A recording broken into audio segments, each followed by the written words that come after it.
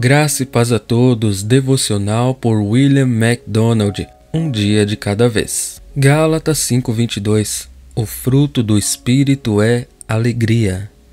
O homem nunca encontra verdadeira alegria até que encontre o Senhor. Então ele entra no que Pedro chama de alegria indizível e cheia de glória. 1 Pedro 1:8. Qualquer um pode se alegrar quando as circunstâncias são favoráveis, mas a alegria que é fruto do Espírito não é fruto das circunstâncias terrenas.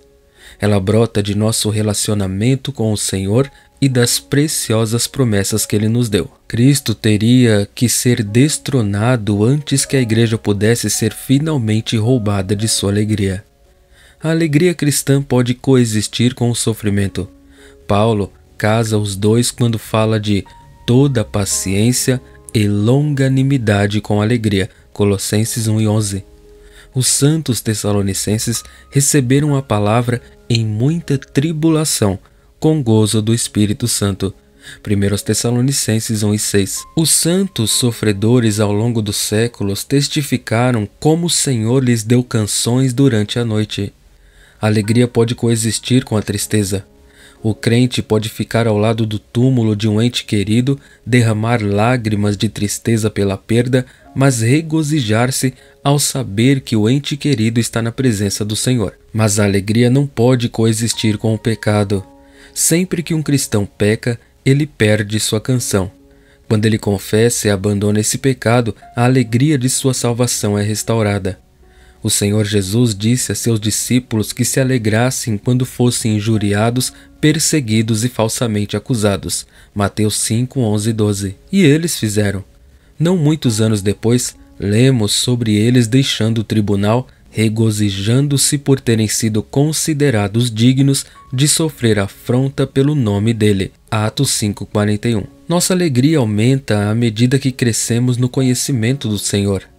A princípio, talvez, possamos nos alegrar com pequenas irritações, doenças crônicas e inconveniências triviais. Mas o Espírito de Deus deseja nos levar ao ponto onde podemos ver Deus quando as circunstâncias estão piores e nos regozijar em saber que seu caminho é perfeito. Estamos espiritualmente maduros quando podemos dizer como Abacuque: ainda que a figueira não floresça, nem haja fruto nas videiras, o fruto da oliveira falhará e os campos não produzirão mantimento, as ovelhas serão cortadas do aprisco e não haverá gado nos estábulos. Todavia, eu me alegrarei no Senhor, me alegrarei no Deus da minha salvação. Abacuque 3:17 e 18. Segundo, quem semeia na sua carne, da carne ceifará a corrupção. Gálatas 6:8. Ninguém pode pecar e escapar impune. Os resultados do pecado não são apenas inescapáveis, eles são extremamente amargos. O pecado pode parecer um bichano inofensivo, mas eventualmente devora como um leão impiedoso. O suposto glamour do pecado recebe ampla cobertura. Raramente ouvimos o outro lado. Poucos deixam para trás uma descrição de sua queda e subsequente miséria. Um dos autores mais brilhantes da Irlanda o fez. Este homem começou a se envolver em vícios não naturais. Uma coisa levou a outra até que ele se envolveu em processos e acabou na prisão, onde escreveu o seguinte: os deuses me deram quase tudo. Eu tinha gênio, um nome distinto, alta posição social, brilho, ousadia intelectual. Fiz da arte uma filosofia e da filosofia uma arte. Alterei as mentes dos homens e a cor das coisas. Não havia nada que eu disse ou fiz que não fizesse as pessoas se questionarem. Tratei a arte como a realidade suprema e a vida como um mero modo de ficção. Despertei a imaginação do meu século para que ela criasse mitos e lendas ao meu redor. Convoquei todos os sistemas em uma frase e toda a existência em um epigrama. Junto com essas coisas, eu tinha coisas que eram diferentes. Deixei-me ser atraído por longos períodos de facilidade sem sentido e sensual. Eu me divertia sendo um flaneur, um dandy, um homem da moda. Eu me cerquei das naturezas menores e das mentes mesquinhas. Tornei-me um perdulário do meu próprio gênio. e desperdiçar uma eterna juventude me deu uma curiosa alegria. Cansado de estar nas alturas, fui deliberadamente às profundezas em busca de novas sensações. O que o paradoxo era para mim na esfera do pensamento, a perversidade tornou-se para mim na esfera da paixão. O desejo, afinal, era uma doença, ou uma loucura, ou ambas. Eu cresci descuidado com a vida dos outros. Tive prazer onde me agradou e passei adiante. Esqueci que cada pequena ação do dia a dia faz ou desfaz o caráter. O ensaio no qual ele escreveu a confissão acima leva ao título apropriado De Profundis, das profundezas. Terceiro, e aqui eu me exercito para ter sempre uma consciência livre de ofensa para com Deus e para com os homens. Atos 24:16. Em uma sociedade como a nossa, e com uma velha natureza corrupta como a nossa, somos constantemente confrontados com problemas de ética que testam a sinceridade de nosso compromisso com os princípios cristãos. O aluno, por exemplo, é tentado a colar nas provas. Se todos os diplomas obtidos desonestamente fossem devolvidos, as escolas e faculdades dificilmente os conteriam. O contribuinte é sempre tentado a subestimar sua renda, superestimar suas despesas ou omitir alguma informação pertinente. O nome do jogo nos negócios, na política e na lei é paiola. Subornos são usados para perverter a justiça. Os presentes mudam de mãos para receber pedidos. As propinas mantêm os negócios chegando. As recompensas apaziguam os inspetores locais que costumam fazer exigências extremas e às vezes ridículas. Quase toda profissão tem suas próprias pressões para ser desonesto. O médico cristão é chamado a assinar seu nome em reivindicações de seguro que são patentemente falsas.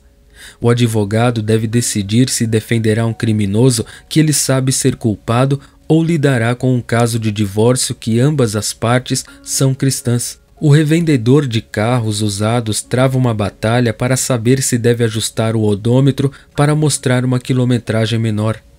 O trabalhador enfrenta a decisão, ao filiar-se a um sindicato, de se comprometer com a violência em caso de greve. Uma comissária de bordo cristã deve servir bebidas alcoólicas, ou escolhendo esse trabalho ela tem alguma escolha. Um atleta cristão deve jogar no dia do Senhor? Deve um merceeiro cristão vender cigarros que são conhecidos por produzir câncer? É pior para um arquiteto cristão projetar uma boate ou uma igreja modernista e liberal? Uma organização cristã deve aceitar presentes de uma cervejaria? Ou de um cristão que vive em pecado? Um comprador deve aceitar uma caixa de laranjas ou uma caixa de doces e geleias de um de seus fornecedores na época do Natal? A melhor regra decisiva é aquela em nosso texto: ter sempre uma consciência limpa para com Deus e para com os homens. Quarto, e veio outro anjo e se pôs em pé junto ao altar, tendo um incensário de ouro, e foi-lhe dado muito incenso para que o oferecesse com as orações de todos os santos sobre o altar de ouro que estava diante do trono. Apocalipse 8:3. Acreditamos que o anjo nesta passagem não é outro senão o próprio Senhor Jesus. E seu ministério aqui é cheio de conforto e encorajamento para nós. O que ele está fazendo? Ele pega as orações de todos os santos, acrescenta seu precioso incenso a elas e as apresenta a Deus Pai. Sabemos muito bem que nossas orações e louvores são muito imperfeitos. Não sabemos orar como deveríamos. Tudo o que fazemos está manchado de pecado, de falsos motivos, de egoísmo. As horas mais sagradas que passamos em oração de joelhos, os momentos em que mais consideramos que nossas canções de louvor te agradarão, tu que sondas todos os corações, perdoa-os. Mas antes que nossa adoração e intercessão cheguem a Deus Pai, elas passam pelo Senhor Jesus. Ele remove todo traço de imperfeição para que, quando finalmente cheguem ao Pai, sejam impecáveis. E algo mais maravilhoso acontece. Ele oferece um incenso com as orações dos santos. O incenso fala da perfeição perfumada de sua pessoa e obra. É isso que dá eficácia às nossas orações.